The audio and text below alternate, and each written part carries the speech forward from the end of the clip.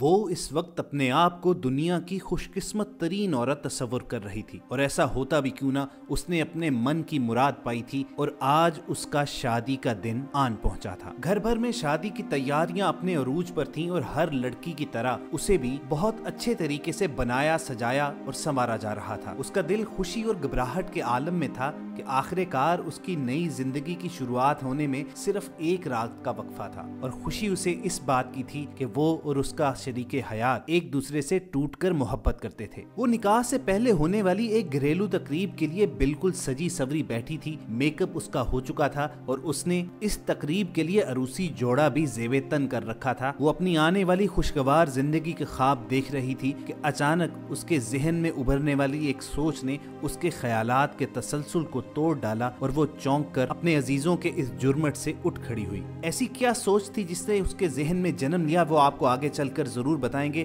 لیکن پہلے آپ کو ایک یاد دہانی کروا دیں۔ اگر آپ ہمارے چینل کی ویڈیو پہلی مرتبہ دیکھ رہے ہیں تو ریڈ سبسکرپشن بٹن پر کلک کر کے اور بیل آئیکن کو پریس کر کے وائس ڈیلی کے سبسکرائبر ضرور بنیے۔ دوستو، ہماری آج کی اسپیشل ایپیسوڈ بیس کرتی ہے ایک زندگی بدل ڈالنے والے سچے واقعے پر جو سعودی عرب کے شہر ابہا میں پیش آیا، اور اسے شیخ عبد المحسن بن الاحمر نے بیان کیا ہے۔ یہ کہانی ایک نوجوان لڑکی کی ہے اور یہ قصہ اس کی شادی سے ایک رات پہلے کا ہے۔ جیسے دنیا کے ہر گھر میں شادی کے لیے بے شمار تیاریاں کی جاتی ہیں اور لڑکی کو خصوصی طور پر بنایا، سجایا، سنوارا جاتا ہے، اسی طرح یہ ماجرا اس فیملی میں بھی تھا۔ نکاح سے قبل اس گھریلو تقریب کے لیے دن بھر لڑکی کو تیار کیا گیا اور پھر یوں ہوا کہ مغرب کی صدا بلند ہوئی۔ اس نوجوان لڑکی نے اٹھ کر مغرب کی نماز ادا کی اور پھر مغرب کے بعد اس لڑکی کا میک اپ کیا گیا، اور میک اپ کے بعد شادی کے خصوصی لباس کو پہننے اور مہمانوں کے سامنے آنے کی دیگر تیاریوں میں اتنا وقت گزرا کہ عشاء کی نماز کا وقت ہو گیا۔ اس نیک روح لڑکی نے جب عشاء کی اذان کی صدا سنی تو اس کے ذہن میں یہ خیال ابھرا کہ شاید مغرب کے لیے کیا گیا اس کا وضو اب قائم نہیں رہا، چنانچہ وہ وضو کرنے کے لیے اٹھ کر اپنے کمرے کی جانب روانہ ہونے لگی۔ وہ لڑکی ابھی وضو کرنے کی تیاری کر ہی رہی تھی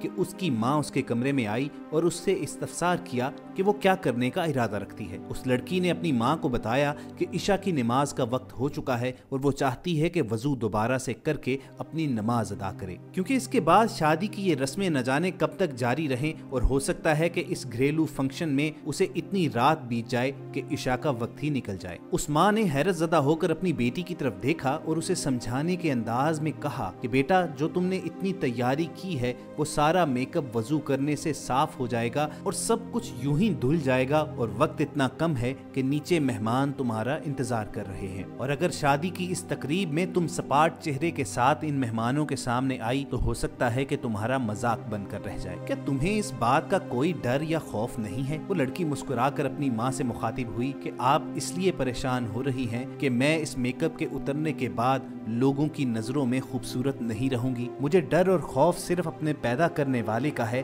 اور میں صرف اسی کی نظر میں خوبصورت ہونا چاہتی ہوں۔ وہ نیک لڑکی اپنی ماں کو یہ جواب دے کر آگے بڑھ گئی۔ اس نے وضو کیا۔ اسے اس بات کا کوئی غم نہیں تھا کہ وضو کرنے سے اس کا چہرہ بالکل صاف ہو چکا ہے، اس کا میک اپ بالکل ختم ہو گیا ہے۔ اسے اس بات کا بھی کوئی ڈر نہیں تھا کہ لوگ بنا میک اپ کے اس کا چہرہ دیکھ کر کیا باتیں بنائیں گے۔ اسے تو بس اپنے رب کے سامنے سرخرو ہونا تھا اور اسے بس اپنے اللہ کی نظر میں ہی اچھا لگنا تھا۔ اس نے عجیب سرشاری کے عالم میں نماز ادا کرنا شروع کی اور اس نماز میں اس نے وہ لطف، وہ مزہ پایا جو اسے زندگی بھر نصیب نہیں ہوا تھا۔ قیام و رکوع کے بعد وہ لڑکی سجدے میں چلی گئی، پھر اس نے آخری سجدہ کیا اور اس کے بعد اٹھ نہ سکی۔ آپ کو جان کر افسوس تو ہوا ہوگا، لیکن خوشی اس بات کی تھی کہ ایسا سجدہ بہت کم لوگوں کو نصیب ہوتا ہے۔ وہ نیک روح حالت سجدہ ہی میں اپنے خالق حقیقی سے جا ملی تھی، اور جب اس کی والدہ اس کو بلانے کے لیے دوبارہ اس کے کمرے میں آئی تو اس نے دیکھا کہ وہ کافی دیر سے سجدے ہی کی حالت میں ہے۔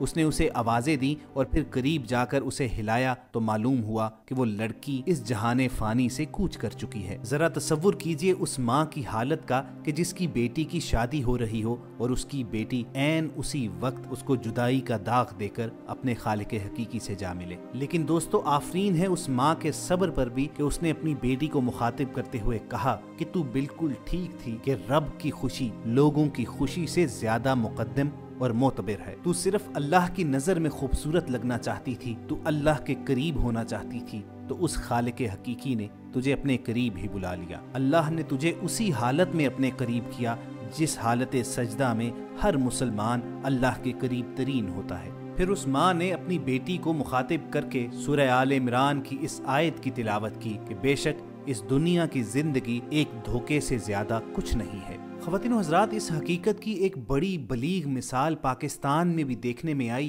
اور اس کو شیئر کیا گیا معروف مفکر اسلامی مبلغ ڈاکٹر فرحت ہاشمی کے سوشل میڈیا اکاؤنٹ کے ذریعے۔ راوی کا کہنا یہ ہے کہ کچھ عرصہ پہلے کی بات ہے، ہمارے دور کے عزیزوں میں ایک لڑکی کی شادی ہوئی۔ وہ لڑکی بے پناہ خوش تھی، قریبی رشتہ داروں میں ہی اس کا رشتہ طے ہوا تھا، دونوں خاندانوں کی آپس میں اچھی انڈرسٹینڈنگ تھی، اس لیے دونوں طرف سے ہی خوب خوشیاں منائی جا رہی تھی۔ بارات اور ولیمے کی شاندار تقریبات ہوئیں اور عزیز و رشتہ دار سب کہہ رہے تھے کہ دونوں خاندانوں کو اس سے قبل اتنا خوش نہیں دیکھا گیا، مگر کون جانتا تھا کہ یہ خوشی کتنے دن کی ہے۔ ابھی ہفتہ بھی نہ گزرا تھا، شادی کی رسمیں ابھی تک چل رہی تھی کہ دلہن کسی دعوت میں جانے کے لیے تیاری کر رہی تھی، اچانک طبیعت خراب ہوئی اور ہسپتال جاتے جاتے ہی دم دے دیا۔ وہی گھر جو ابھی تھوڑی دیر پہلے تک خوشیوں کا گہوارہ تھا، وہاں چاروں طرف کہے بکھر رہے تھے، اب وہاں ایک صفے ماتم بچ چکی تھی۔ عزیز و اقارب کے رونے دھونے سے ایک کوہرام بپا تھا۔ وہی لڑکی جسے تھوڑی دیر پہلے تک دلہن دلہن کہہ کر پکارا جا رہا تھا،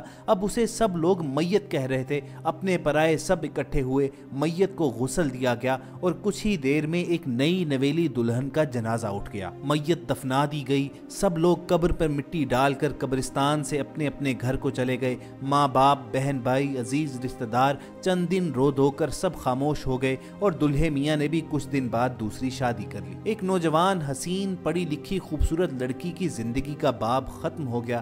دنیا اپنی اپنی ڈگر پر چلتی رہی، کسی کو کچھ فرق نہ پڑا، وہی کھانا پینا سونا جاگنا اور زندگی کے باقی سارے معمولات برابر چلتے رہے۔ راوی کا کہنا ہے کہ میں یہ سوچ رہی تھی کہ واقعی کسی کے چلے جانے سے زندگی تو نہیں رکتی، موت سے فرق تو صرف مرنے والے کو پڑتا ہے۔ آج وہ قبر میں تنہا ہوگی، بات یہاں پر ختم نہیں ہوتی، بات دراصل یہاں سے شروع ہوتی ہے۔ اگر صرف ایک ہفتے پہلے دلہن کو پتا چل جاتا کہ شادی کے چوتھے پانچویں دن ہی اس کی موت واقع ہو جانی ہے اور پھر اسے آگے جا کر خدائے وحدہ لا شریک کے سامنے پیش ہونا ہے، اپنے ایک ایک عمل کا حساب دینا ہے، تو کیا پھر بھی وہ اپنی زندگی کے بچے کچے دن ایسے ہی گزارتی؟ ذرا سوچئے، ایک شدید جھرجھری بدن کا احاطہ کر لیتی ہے جب ہم یہ سوچتے ہیں کہ ہاں یوں ہی ایک دن ہمیں بھی مرنا ہے، موت سے کسی طرح فرار ممکن نہیں ہے۔ ذرا سی دیر کے لیے تنہائی میں جا کر سوچئے کہ اگر مجھے پتا چل جاتا کہ ہفتے بعد میری موت یقینی ہے تو میں کیا کروں گا؟ اگر مجھے رتی بھر بھی آخرت کے دن اور اپنے حساب و کتاب پر یقین ہے تو میں اس بچ جانے والی چند روزہ زندگی کا ایک پل بھی ضائع نہیں کروں گا، نافرمانیوں سے توبہ کر لوں گا، لوگوں کے ساتھ اپنے سارے معاملات درست کر لوں گا، میری ساری اکڑ، میری ساری انا، میرا سارا غرور سب کسی کونے میں جا سوئے گا، میں رو رو کر اپنے رب کو مناؤں گا، اے میرے رب، اب جب کہ تجھ سے ملاقات کا وقت آ ہی چکا ہے تو مجھ گناہگار کو معاف کر دے، مجھ سے راضی ہو جا، میرا ایک ایک پل قیمتی ہو جائے گا، بس ایک ہی دن ہوگی کہ میرا مالک مجھ سے راضی ہو جائے، مجھ پر کسی کا کوئی حق کوئی حساب نہ باقی رہے اور میں مرتے دم اللہ کی بارگاہ میں سجدہ ریز ہو جاؤں۔ مگر دوستو، یہ سب تو اس وقت کروں جب مجھے معلوم ہو جائے کہ ہاں میری موت کا وقت معین ہو چکا ہے۔ عزیزان من، یہاں تو ہم سب غفلت میں پڑے ہوئے ہیں، ہماری ساری دوڑ دھوپ اس دنیا کی چند روزہ زندگی کے لیے ہے جس کا انجام صرف فنا ہے۔ کیا لوگوں کی موت میں ہمارے لیے کوئی عبرت نہیں ہے؟ ایک بزرگ نے ایک جنازے میں شرکت کے بعد اس کی قبر کے پاس کھڑے ایک آدمی سے پوچھا کہ تمہارا کیا خیال ہے، اگر یہ شخص دنیا میں واپس آ جائے تو یہ کیا کرنا پسند کرے گا؟ اس آدمی نے جواب دیا کہ حضرت یہ استغفار، نماز اور نیکی کے کاموں کے علاوہ کچھ نہیں کرے گا۔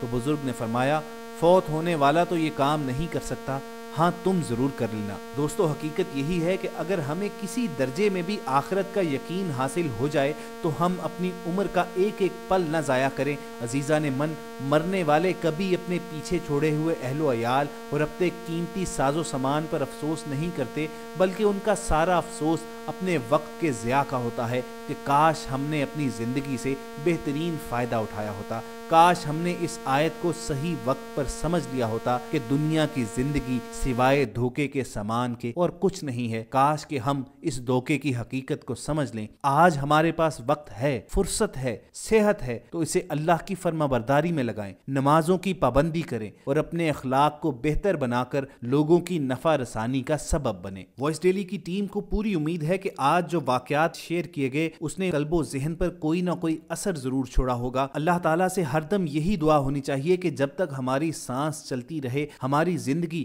رسول اکرم صلی اللہ علیہ وآلہ وسلم کی حیات مبارکہ کی نقل میں گزرے، اور جب ہمارا اس جہان سے رخصت ہونے کا وقت آئے تو ہماری موت ایمان پر ہو۔ اگر آپ کے دل کی یہی دعا ہے تو کمنٹ سیکشن میں آمین ضرور لکھیے گا۔ اس کے ساتھ ساتھ ہمیں یہ بھی بتائیے گا کہ آج آپ کو یہ حکایت کیسی لگی۔ کیا آپ چاہتے ہیں کہ ہم مستقبل میں بھی اس طرح کی عبرت آمیز اور سبق آموز کہانیوں کا سلسلہ جاری رکھیں؟ اگر آپ کو یہ ویڈیو اچھی لگی ہو تو اظہار پسندیدگی کا بہترین طریقہ یہ ہے کہ آپ اسے لائک اور شیئر کیجئے۔ اس کے ساتھ ساتھ اگر آپ نے ہمارا چینل ابھی تک سبسکرائب نہیں کیا ہوا تو ریڈ بٹن پر کلک کر کے اور بیل آئیکن کو پریس کر کے وائس ڈیلی کے سبسکرائبر بن جائیے، تاکہ ایسی معلوماتی ویڈیوز آپ کو روزانہ کی بنیاد پر ملتی رہیں۔ بہت جلد ملنے کی امید کے ساتھ آپ کو الوداع کہیں گے اور اگلی ملاقات تک سنتے رہیے وائس ڈیلی۔